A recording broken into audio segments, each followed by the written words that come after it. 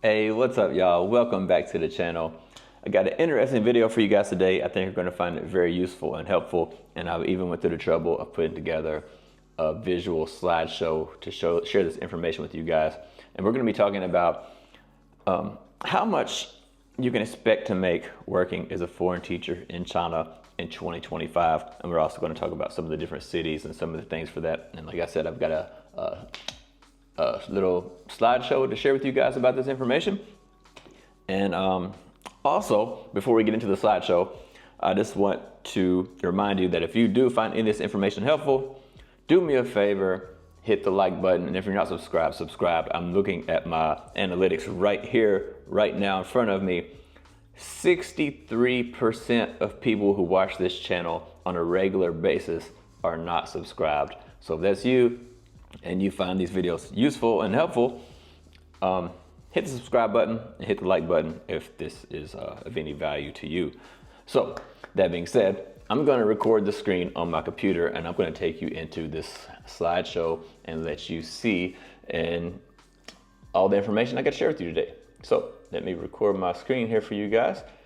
Let's do a new screen recording on the computer. I'm going to record the whole screen for you. 3, 2, 1, and bam. Okay, so here we are in my slideshow, and you can see China 2025 teacher salaries and cities.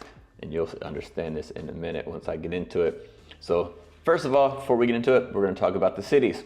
And these are the main cities that you're going to probably be working in are going to be tier 1, tier 1.5, or tier 2 cities. Anything below a tier 2 it's probably not going to be suitable for most people.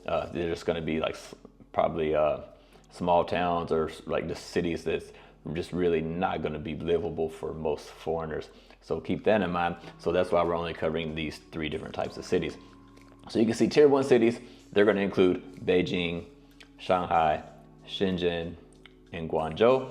These are like China's largest, most international cities. Now, in my opinion, you know, someone who's traveled to every single country in Asia, none of these cities, in my opinion, really scream international cities if you compare them to the likes of something like Bangkok or something like that. These are not, or like New York City, you know, these are not really that international like those cities are. But these are China's biggest, most international cities: Beijing, Shanghai, Shenzhen, Guangzhou. Now, your tier 1.5 cities, which are basically just as high in quality in terms of you know what the cities have to offer, is the tier 1 cities. You have Hangzhou, Nanjing, Chengdu, Suzhou, probably Chongqing is in this list as well. Maybe a couple of others, but not many. But these are cities that are really like economically developed. So they're, in terms of in their relation to the tier 1 cities, they're going to be just economically developed, which means you're going to be able to find a lot of the same things in the tier 1.5 cities that you can find in the tier 1 cities. But the only difference is the tier 1.5 cities are going to be smaller in size. So it's probably going to have, you know, a little bit less people, and the size of the city might be a bit smaller. But other than that, they're pretty much on par and very similar to the tier 1 cities in terms of infrastructure and what you can find and things like that. Now, when you go to the tier 2 cities, like Wuhan, Xi'an, Qingdao, Changsha, maybe something like a Zhengzhou or something like that, you know, Foshan, Dongguan. These cities, they're basically developing urban city centers. Like they're growing, right? The cities are growing. They do have some economic growth and they do have some expat communities, but they're not nearly as large in community-wise, or not nearly as much international feel as you will feel in some of the tier 1 or tier 1.5 cities. So these are going to be like less of an international feel.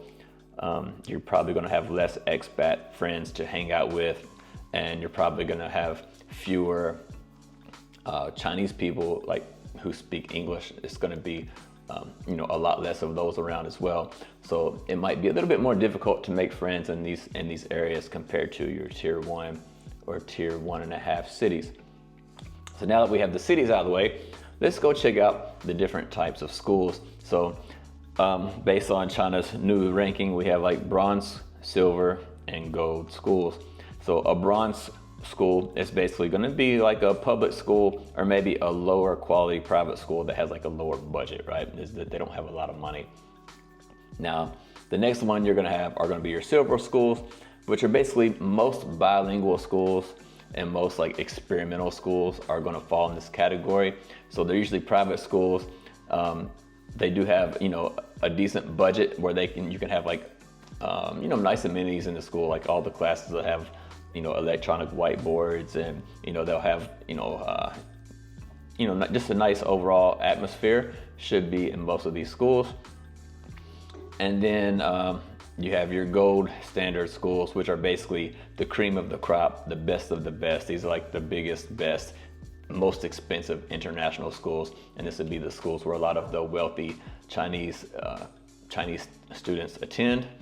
And the schools would really be a lot higher quality in terms of all of the things within the school, all the amenities that the school has, and the level of education. Everything's going to be much better at these gold standard type schools. Now, in terms of these type of schools also as well, I'll mention this, the bronze schools, most of the time, the bronze schools don't really require a lot of you. Like you can just kind of go to work, do your class, and go home. You don't have to spend a lot of time at work in the office and those type of things. Now, the majority of the silver schools, like the bilingual and experimental schools, most of them, not all of them, but most of them are going to require you to work 40 hours a week, which means you'll have to be at school, like in the office, 40 hours per week. You might not have 40 hours worth of classes, but you will have to be in the office a regular 40-hour work week. So, you know, that's what's probably going to be expected there. And then in the gold schools, again, you're going to have a standard 40-hour work week, and you'll be a lot busier. You'll have a heavier workload, lots of paperwork to do, and lots of things like that. But it is a more professional environment with really nice amenities and stuff, but you're going to have a lot more work on your plate. Now that you know that, let's see a couple other things really quick. These are some things to consider, some extra considerations that you need to think about in terms of these jobs before we get into talking about the salaries.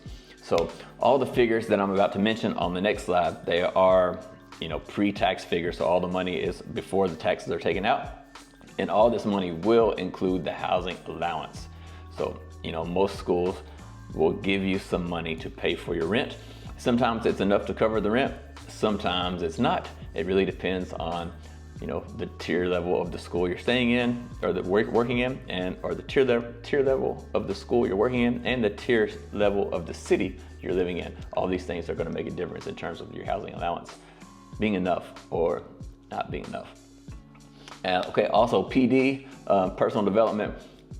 Many of the higher level schools, especially the gold standard schools, they will often reimburse you for courses and trainings that you spend money on to develop yourself as a teacher. And a lot of them also, they will just like pay for those courses for you. They don't even you won't have to pay for it yourself, and they reimburse you. They will just pay up front for you to have these courses or to get these certifications and things like that.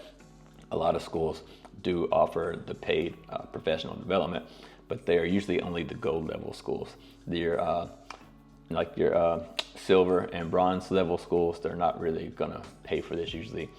Also, most contracts have bonuses included in the contracts, which are not included in these figures that I'm about to share with you, but bonuses usually contain like a flight allowance. Like once you finish your contract, a lot of schools will give you, say, 10,000 RMB, like a flight allowance, so you can purchase a plane ticket to go home and come back, or whatever it is you wanna do with the money, I guess, but they call it a flight allowance, and it's usually just, but you don't have to necessarily buy a flight ticket to go home and come back.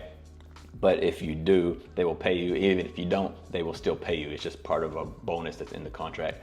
And also some contracts have things like just a yearly completion bonus. So if you complete your contract, they might give you like a month's salary, half a month's salary for completing your contract. They also usually have paid visa support. So when it comes to your working visa, all the documents that you need in order to legally work in China, a lot of the schools, most of them, will pay all those things for you. You may need to pay it first and they pay you back. Some of them will just pay it up front, just pay it all for you in advance.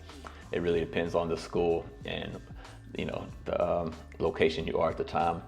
So I found being in China, every school that I would go to, they would just pay all the stuff for me up front. But I know people who are coming from abroad, who are like in America or Canada, and they're coming to China, they need to pay up front. But when they get here and hand over all the documents, the receipts and stuff, the school will pay them the money back. So that's usually part of your contract, that they pay all that stuff. And also for like your annual health checkups and things like that, the schools will usually pay for those things for you as well. And then also tuition bonuses. You know, many schools offer free tuition for your children. So if you have kids and you're coming here, a lot of schools will let your kid attend the school for free. And if not, you usually get a big discount, like a 50% discount or more.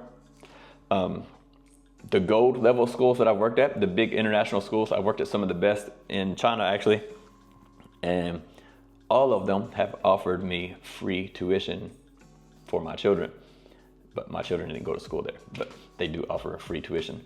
But I've had some other friends who worked at some big name schools and they got offered free tuition. Some had to pay like 25% of the tuition, 75% was discounted. So it really depends on the school, but most schools do offer some type of free tuition or a large discount. And then another thing to keep in mind are the living costs, of course, because tier 1.5 and tier 2 cities are significantly cheaper than tier 1 cities, just much, much cheaper. So your money can go a long, long way. If you're living in a big tier 1 city, housing can become very, very expensive. That's usually the biggest expense, but housing can be very, very, very expensive depending on where you are. Like when I was living in Shanghai, I had 88 square meter apartment and I was paying 20,000 renminbi per month for that apartment. And then when I went back to Foshan in Shunda, I had a 135 square meter apartment and I was paying only 2,000 renminbi. So almost like, what's that, like 10 times less or something? I don't know. It's a lot less. I'm not good at math, but yeah, I was paying a lot less, 18,000 renminbi cheaper for a bigger apartment. And that was a tier 2 city. So, you know, you can really save a lot of money if you choose the right city to live in. And then lastly, before we get into the salaries, qualifications. Not just anybody can come here and command a large salary, right? If you have an advanced degree, which I happen to have, I have an MBA. If you have an advanced degree or like a master's or a doctorate degree, that usually qualifies you to earn more money. And then if you have a teaching license, which in America they call QTS, it's like qualified teacher status. If you have a USA teacher's license, then obviously you can command more money, or the British or UK version, the PGCE, if you have that, then you can get more money. And then also if you have IB or AP experience, you can also command a higher salary, which I have. I spent 7 years working with IB school and IB curriculum. So those type of things, MBA degree and IB experience, and I have director experience, principal experience, all those things let me command a higher salary than what some other people may get. I'm not saying that to brag on myself, I'm just saying certain qualifications do lead to more money. So I've had people, actually at my job now, people question, why does this guy make so much money? And I don't know how they found out how much I make, but they were mad. They're like, I've been to school for 4 years and he just walks in and makes a lot more money than me. And I was like, well, you're just, you have a bachelor's degree and you just been teaching in China with nothing. When, I have a master's degree, I have IB experience, I've been a director, I've been a principal, I've been head of departments, I've done all these things for 15 years. Of course, I'll get more money than somebody who's just starting out, right? So keep all these things in mind. Lastly, let's get to the salaries. So here's the salary. It says exceptions, I meant expectations. I don't know why, I guess autocorrect wrote it for me. But anyway, like I said, don't forget the previous slide about the notes, things that matter about the salary. But you can see here, your tier 1 cities and your bronze and silver and gold level schools are all on the photo here. But basically tier 1 cities, you can expect to earn 22,000 to 42,000 RMB, depending on which level of school you decide to teach in. And that equates to about $3,000 to $5,800 per month, depending on what type of school and your qualifications. So if you have 0 qualifications and you're just coming, it's highly unlikely that you're gonna get even the 29,000 that's at a gold standard school, because you're not gonna get an international school job with 0 experience. So you're probably gonna be looking at silver or bronze level schools. and you're going to be looking at the lower end of that if you're just coming to China because you have no experience. You're probably going to be getting 22,000 to maybe 27,000 RMB per month, which is, you know, $3,500 a month, something like that. So that's probably going to be the range you're going to expect as a new teacher coming to a tier 1 city. And if you get that much money, you know, I was paying more money. Well, I was paying about that much money for rent.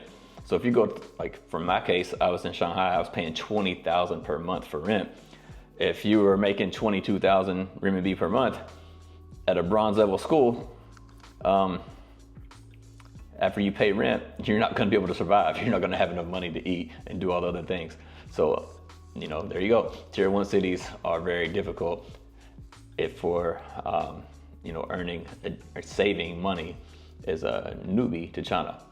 That's why I usually recommend the tier 1.5 cities for people who are new to China, because they offer the same amenities as the tier 1 cities, but they're cheaper, so you can save a lot of money and get some experience under your belt before you hop up to a tier 1 city with, you know, a big international school where the big money's at. But the tier 1.5 cities, you can see 20,000 to 33,000 a month, which 20,000 is going to be the low end for brand new people, and about 33,000 is going to be the very top end for people who have been here and have experience and have a lot of qualifications. So that's about $2,700 a month to about $4,500 a month, again, depending on your qualifications and your experience.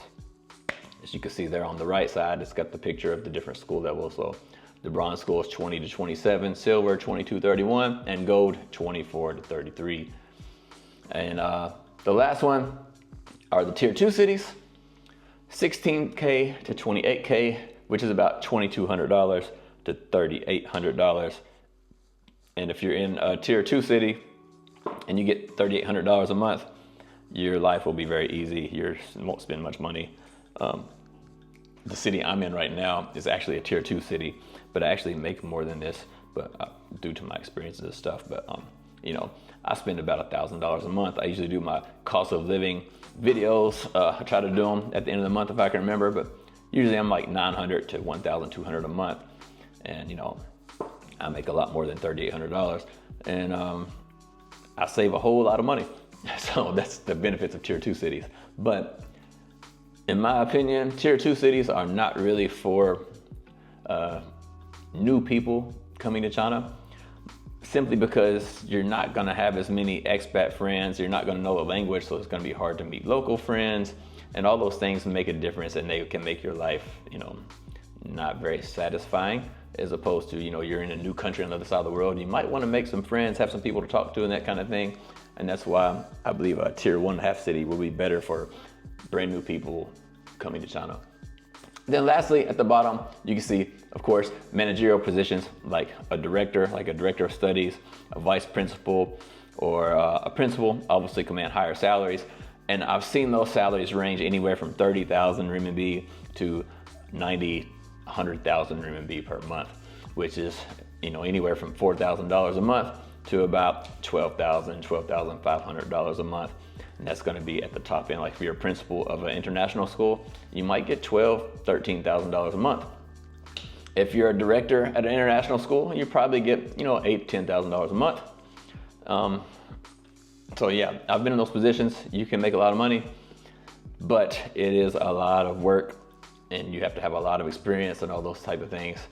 You have to have a lot of, in China, as they call it, guanxi, like a lot of face. You have to have a lot of contacts and people who are, you know, on your side and who will recommend you for these type of jobs, which I happened to have before, which I still have those contacts. I just choose not to do those jobs because I don't want to work. I'm lazy.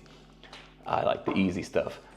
But yeah, that's basically the breakdown of what you can expect to earn as a foreign teacher in China in 2025.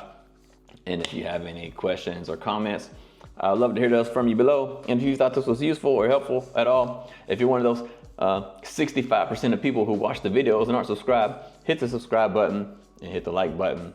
And I'll see you guys on the next video. Take care.